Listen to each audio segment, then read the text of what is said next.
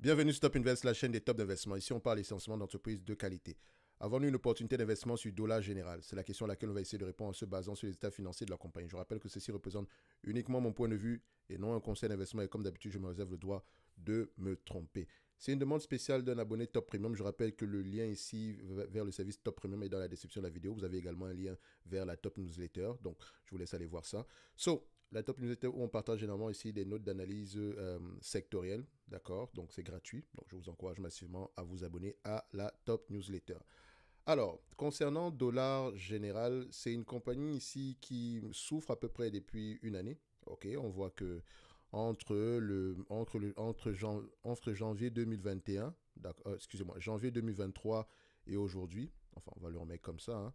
Voilà, on va faire ça, voilà, on fait un et 2. Donc, on a à peu près une entité qui a perdu aux alentours ici de 57-58% de sa valeur boursière, de sa capitalisation boursière, parce que je n'aime pas parler de valeur boursière. Capitalisation boursière. Il faut faire J'aime faire la différence entre le prix et la valeur. Donc, ça, c'est la capitalisation boursière, point barre. OK? So, pourquoi? Alors, c'est une combinaison de mauvaises nouvelles. Premièrement, elle n'a pas atteint les objectifs qu'elle s'était fixés elle-même, après déjà avoir réduit ces objectifs-là précédemment. Deuxièmement, ici, voilà, le- la consommation des ménages ici, enfin, le volume la consommation des ménages ici a diminué. Quand je dis diminuer ici, c'est plutôt orienté vers des produits ici de première nécessité, d'accord? Donc, s'orienter vers des produits quand la consommation s'oriente vers des produits de première nécessité, ça veut dire que les marges ici les marges ont tendance ici à diminuer, ok, parce qu'ils sont de plus en plus prudents ici par rapport à ce qu'ils dépensent. Oui, je sais, c'est un dollar store, mais vous allez comprendre. Ensuite, vous avez également une combinaison ici de mauvaises décisions, d'accord, ou bien de décisions hâtives. Il y a plusieurs concepts qui ont été lancés par Dollar Général ici, ce qui à peu près distrait le management ici de la base même de son activité. OK? Notamment quand on parle ici de dollar fresh, d'accord? C'est une activité, une activité ici complémentaire à dollar général. Voilà, c'est un peu comme du grocery store ici. Mais voilà, vous savez qu'à ce niveau-là, les marges ne sont pas très élevées non plus. Quand on parle également ici de voilà, vous avez également, pour ceux qui lisent ici dans le segment, dans tout ce qui concerne ici les magasins de vente au détail, vous allez vous rendre compte ici qu'on parle ici de shrink. Shrink, c'est quoi? L'augmentation des vols en magasin, du vol à l'étalage. D'accord? Ça augmente de plus en plus. Et pourquoi est-ce que les gens vont voler dans les dollars stores? Sérieusement, c'est déjà des magasins où on vend des choses à petit prix. Et quand bien même c'est à petit prix et que tu t'amuses à voler, ça veut dire qu'on est vraiment, en général, je ne juge pas les gens qui vont voler parce que chacun, je ne sais pas pourquoi ils le font, d'accord? Donc, mais ça peut ça montre ici que les poches ici des Américains sont de plus en plus vides. Ok, on va le dire comme ça. Donc, est-ce que c'est quelque chose qui va continuer? Il y a de grandes chances que oui. Notamment si les produits de première nécessité coûtent de plus en plus cher. Même si c'est un dollar store, ça coûte de plus en plus cher. En supplément de ça, vous avez une compagnie dont la dépense en capital va être de plus en plus élevée parce qu'il y a beaucoup de magasins qu'elle doit remodeler, d'accord, remettre au goût du jour ici. Donc, tout ceci fait à ce que la compagnie, enfin, ce n'est pas tout, hein, d'accord, je le dis juste comme ça de tête, tout ceci fait à ce que le dollar général se retrouve à un prix aux alentours de 103 dollars. Il me semble qu'on avait étudié cette compagnie ici il y a très longtemps et ça nous intéressait, mais à un certain prix. D'accord, il me semble on est peut-être arrivé à ce prix-là. Mais comme je le dis toujours, c'est un magasin, c'est de la consommation ici de base. On met ici non discrétionnaire. Donc, ce genre de magasin a tendance à bien se comporter en période difficile. Mais n'oubliez jamais que c'est la vente au détail. Allez-y regarder pourquoi est-ce que les same store sales diminuent. Et surtout que quand vous allez comparer Dollar Général et Dollar Tree, son concurrent, ou bien Dollarama, le concurrent au Canada, même si Dollarama est presque, au Canada, c'est presque un monopole parce qu'il n'y a presque pas de compétiteurs. OK? Vous allez vous rendre compte que et Dollarama ont tendance à bien se comporter en date d'aujourd'hui. Mais Dollar Général souffre énormément. Qu'est-ce que Dollar Général fait que Dollar Tree fait mieux? Qu'est-ce que Dollar Tree fait mieux que Dollar Général ne fait pas? D'accord? Donc, il faut aller regarder ça également. Donc, le segment de la vente, il ne faut pas juste regarder. C'est un segment très particulier. Hein. Sérieusement, quand, quand, quand, quand je suis en face maintenant d'un business qui fait appel ici voilà, au pouvoir discrétionnaire, ici, on va entre parenthèses, ici, des consommateurs, d'accord? Des consommateurs lambda, je ne dis pas ici des entreprises, ok? Donc, je fais pas du business to consumer ici, je fais souvent très attention. Ok, il faut souvent faire très très attention parce que les goûts changent vite. Il suffit juste que la stratégie soit mauvaise derrière et on se retrouve dans une situation assez compliquée. C'est une entreprise que j'aime bien, mais je reste toujours assez prudent. Donc, nous avons vu ici par exemple au niveau des marges, on a une pression au niveau des marges, notamment parce que les produits coûtent de plus en plus cher. L'inflation, la pandémie étant passée par là ici, la pandémie a boosté à peu près les marges au bout de cette compagnie-ci. Je ne sais même pas d'ailleurs comment est-ce qu'elle a réussi à le faire, surtout quand on parlait de pénurie, etc. Sans doute on a eu une augmentation des prix ici. Mais là, on va certainement revenir à une certaine normale. On va certainement normaliser les résultats ici. Donc, je vais déjà comparer ici la marge brute de cette compagnie-ci, par exemple, avec une entité comme une entité, on va mettre ici gross margin. Ok, on a une marge brute ici avec une entité comme Dollar Tree DLTR. Dollar Tree ici, on compare. Marqué que Dollar Tree, Dollar Général, ok, on est à peu près au même niveau ici. Je compare maintenant avec Dollarama au Canada, on vérifie. Dollarama a des marges bien plus élevées que ça parce que Dollarama, ils sont, comme je l'ai dit tantôt, ils ont presque un monopole. Ok, donc les marges de dollar général ici et dollar tree sont presque les mêmes. Ok, est-ce que les marges EBITDA ici sont les mêmes? On va vérifier. On va mettre les marges EBITDA, on ferme ça. On va mettre EBITDA, histoire de voir ici. Voilà. On ferme également ça. On met EBITDA. On ferme également ça. Et comme je l'ai dit ici, les magasins de vente au détail, c'est pas le, c'est les chiffres, c'est bien, hein, mais concentrez-vous sur la stratégie derrière. C'est très important. Le management également doit être très qualitatif. Ce genre de business, ça ne pardonne pas. Parce que quand l'activité commence ici à dépérir, vous ne le voyez pas assez rapidement. Parce que vous aurez tendance ici à avoir des on aura tendance ici à avoir des bénéfices nets, enfin des PER très peu élevés ici, alors que le business est en train de mourir. Donc, suivez surtout l'évolution des same store sales. Cette affaire-là, c'est très important à aller regarder. Les ventes comparables de magasins, les ventes de magasins comparables. Donc, remarquez que Dollar Général et Dollar Tree ont à peu près le même niveau ici de marge EBITDA. Regardez les marges de Dollarama. C'est indécent. Ce n'est pas parce qu'elle fait quelque chose de mieux que les autres. Je dis ici qu'elle a presque un monopole au Canada. C'est un petit marché dont les, les entités comme Dollar Général ou bien Dollar Tree ne sont pas encore arrivées au Canada. En tout cas, ils n'ont pas encore pris l'ensemble du territoire canadien ici. Ok, donc, ça ne m'étonnerait pas que si la compétition devient de plus en plus rude, que Dollarama ici, les marges commencent à baisser. Donc, par exemple, une entité comme Dollarama, je serais, voilà, ça va dépendre de la compétition ici, du niveau de compétition. Il faut essayer de voir pourquoi est-ce que les opérateurs comme Dollar Général ici et Dollar Tree ne sont pas encore, n'attaquent pas massivement le Canada. Ok, est-ce que c'est parce que le marché est trop petit ou bien ils n'ont pas fini ici de mailler le territoire américain? Ok, parce que il faut quand même dire une chose. Le nombre les dollar stores sont très très très populaires aux États-Unis. Et je ne parle pas juste de Dollarama, Dollar Tree. Hein. Il y a d'autres entreprises également que j'aurais pu mentionner, comme Five Below. Je pense également que c'est un compétiteur. So, ce que je voulais dire ici, c'est ceci. Du point de vue quantitatif, hein, quand on va regarder cette compagnie-ci, enfin, on essaye de faire ça rapidement ici. Donc, déjà, je change ça. Le quantitatif sera intéressant. Il faut qu'on se dise la vérité. Le quantitatif sera intéressant. Alors, quand on comprend déjà ici, premièrement, le revenu, il est croissant, c'est très beau. La période passée, on a une croissance de moins de 9% par là, très très bien. La marge brute, bon, elle est plus élevée que ce qu'on a connu en moyenne, d'accord? En moyenne, si sur les dernières années, on était à peu près à du 30%. Pendant la pandémie, on est monté à 32%.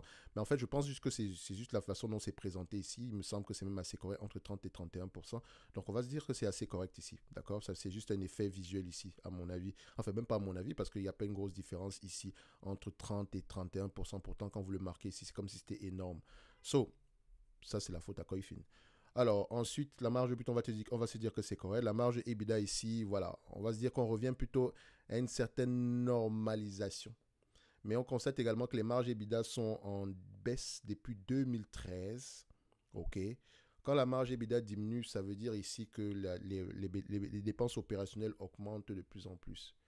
OK? Les dépenses, donc les salaires, ce genre de choses, les loyers peut-être. Donc, il faut faire attention. Là, on est à 10%. Ça fait à peu près, depuis 2003 à 2019 ici, ça fait 7 ans. On a perdu 2%. C'est peut-être rien ici, mais c'est beaucoup. OK? C'est beaucoup. Il faut faire très attention. Il ne faut pas juste regarder ça comme si ouais, c'est juste 1%. Non. Parce que rien ne vous dit. Qu'est-ce qui ne vous dit pas que ça va continuer dans le futur? Donc, il faut regarder ça. Mais il faut toujours comparer avec la marge nette et les free cash flow. Est-ce que les free cash flow et les marges nettes parlent le même langage ici? On compare. On voit ici que les deux ont tendance à parler le même langage. Peut-être depuis 2021, ici, on a une grosse différence au niveau avec des free cash flow parce que la dépense en capital est de plus en plus élevée ici. Quand on regarde le CAPEX par rapport ici aux revenus, on constate que le CAPEX a commencé à augmenter sur les derniers mois. OK, on avait en moyenne ici du 2% en moyenne, 2,7, 2,8% ici. Là, on est à 4%. Donc, techniquement, ici, elle dépense bien plus d'argent que d'habitude. Donc, il faudrait aller vérifier ici si cette compagnie-ci, il faudrait comparer ici le CAPEX avec les entités comme Dollar Tree, histoire de voir à peu près si elle est, si, enfin, même pas comparer, histoire de voir déjà quelle est la moyenne avec ces entreprises-là. Et encore, aller lire les rapports financiers, histoire de voir à peu près quel est le pourcentage de CAPEX ici de croissance. D'accord? Il faut toujours faire la différence entre le CAPEX de maintenance et le CAPEX de croissance. Donc, ensuite, on va regarder ici le niveau de dette nette sur EBITDA. On a une dette nette sur EBITDA ici aux alentours de 3. On voit ici que la dette nette a augmenté à partir de 2019. Est-ce que la dette nette, enfin, le ratio dette nette sur EBITDA a augmenté? Est-ce que la dette nette ici, en termes de volume, a augmenté? On a à peu près 2 milliards. On avait 2 milliards en 2019. Là, on se retrouve ici à 10 milliards. Donc, on a pris plus de 8 milliards. Est-ce qu'on a fait une acquisition entre-temps ici? Raison pour laquelle on a augmenté la dette. Je ne vois pas d'informations par rapport à ça, mais il faut faire attention parce que c'est également la pandémie étant passée par là. Mais ça, on est au mois de janvier 2019. Il me semble que la pandémie, c'est ici par rapport au mois de décembre par là. Enfin, vers cette période-là. So, il faudrait aller vérifier pourquoi est-ce que la dette nette a augmenté à ce niveau. Parce que je ne vois pas également une grosse variation. Je pense que je ne vois pas une grosse variation ici au niveau des revenus. Donc, peut-être qu'on a une acquisition ici et je ne le vois pas. Alors, on pourrait aller vérifier ça ici sur Wikipédia. Assez rapidement, c'est pas que Wikipédia c'est une bonne source ni quoi que ce soit. Je vais toujours vérifier dans les rapports financiers. Donc Wikipédia toujours en anglais de préférence parce qu'en anglais on a plus d'informations. Voilà, donc je vais regarder ça ici. Dollar général, on va regarder les différentes acquisitions ici. Est-ce qu'on a une acquisition quelque part? Dollar général, ici, brand name. Alors, une marque de dollar général. OK, became exclusive retailer. OK, ça c'est pas intéressant. Private brand. OK, merchandise. Alors donc je sais ici qu'il va falloir aller vérifier à partir de cette période-là qu'est-ce qui s'est passé. Donc est-ce qu'on a fait une OK, est-ce qu'on a fait une acquisition ici? OK, non. Dollar général Celebrate. Dollar général 15 ans 17. Dollar général. En tout cas, cette période-là est à questionner. Okay? La dette, on a pris plus de 8 milliards en très peu de temps. Donc, il y a quelque chose à aller vérifier à ce niveau-là. Attention, je vais également aller vérifier le nombre d'actions. Le nombre d'actions diminue. Donc, il y a quelque chose qui s'est passé à cette période-ci. Il faudrait aller vérifier ça dans les rapports financiers. Donc, idéalement, on va prendre les rapports financiers ici on va comparer 2018 ici et 2019, histoire de voir ici d'où est-ce que provient la différence ici. D'accord? Donc, on va prendre les rapports financiers excusez-moi, de 2020 plutôt. OK? 2020 ici, on va pouvoir savoir pourquoi est-ce que c'est différent par rapport à ce qu'on a eu en 2019. OK? So, maintenant, en termes d'évaluation ici, si elle rachète ses actions, etc., la dette nette sur EBITDA, c'est correct, mais on sait que la dette nette a augmenté dernièrement. Donc, en termes d'estimation future ici, comme je l'ai mentionné, elle a une dépense en capital assez élevée. Donc, c'est normal. Les free cash flow auront tendance à diminuer ici. Donc, on s'attend, les analystes, est-ce qu'ils ont tendance à faire de bonnes prévisions ici? C'est vraiment du 75, voilà, 75% du temps, ils ont raison. OK? Donc, maintenant, si on se fie à l'estimation des analystes, on devrait s'attendre à quelque chose aux alentours des 6,26$ d'ici 2026, janvier 2026. OK? Ça, c'est par rapport au free cash flow. Et les free cash flow peuvent être impactés par la dépense en capital de croissance. Si on prend par rapport aux bénéfices nets, et on s'est rendu compte ici que les bénéfices nets et les free cash flow ont tendance à aller dans le même sens. Donc, si on prend les bénéfices nets ici, on est aux alentours des 9 $ par là.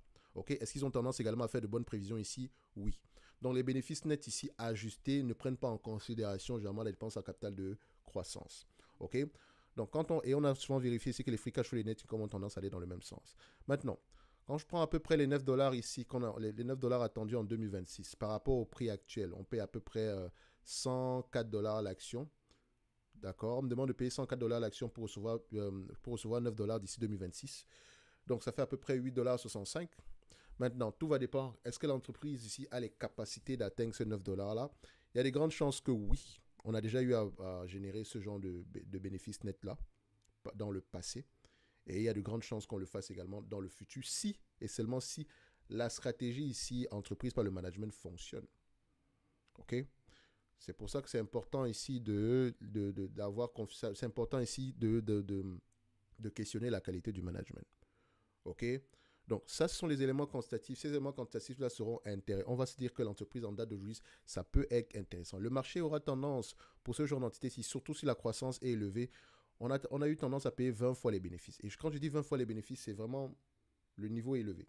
OK? À 20 fois les bénéfices ici, on s'attend à 181 dollars à l'action.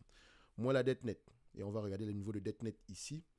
Moins la dette nette, on a à peu près combien? Moins la dette nette ici, moins 80 dollars, donc une centaine de dollars par là. Ce qui pourrait nous reconforter ici à l'idée de dire que cette compagnie, si en date d'aujourd'hui, en prenant en considération la dette, ça peut être intéressant au prix actuel. OK? Donc, c'est limite ce qu'on recherche généralement en termes de rendement. Ils ont les moyens de repayer cette dette-là.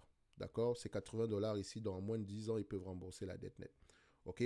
So, pour ceux qui sont intéressés sur dollar général, vous savez ce qu'il vous reste à faire. Et comme je l'ai mentionné ici, ne regardez pas juste les éléments quantitatifs. D'accord? Le business model a du sens, mais la période actuelle ici, on devrait plutôt se questionner parce que c'est le genre de business qui se comporte bien, surtout en ce genre de période-ci, parce que les consommateurs favorisent à peu près ce genre de magasins-là. D'accord? Les magasins à petit prix. Donc, pourquoi est-ce qu'on se retrouve dans une situation assez complexe ici? Il y a encore matière à creuser. OK? Donc, ça reste ici de la vente au détail. Ne l'oubliez jamais. Ça reste de la vente au détail. OK? Il y a également la compétition. Et même si ce n'est pas un si gros compétiteur que ça, mais il ne faut pas oublier qu'il y a la compétition ici comment on appelle ça? Le magasin en ligne, la Temu, T-E-M-U, qui a des prix très agressifs.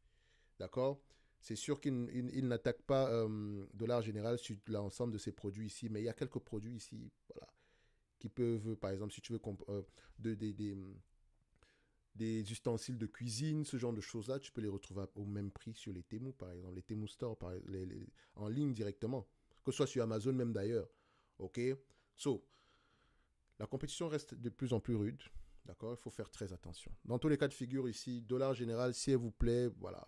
Sachez qu'il y a, quantitativement, sachez qu'il y a des choses encore à aller regarder en profondeur. OK? Comparer les stratégies avec Dollar Tree, essayez de regarder les compétiteurs, comment est-ce qu'ils se comportent. Donc, en fait, si Dollar Général vous intéresse, il faut absolument lire sur les compétiteurs. D'accord? Ceci n'est que mon avis et non un conseil d'investissement. Comme d'habitude, je me réserve le droit de me tromper.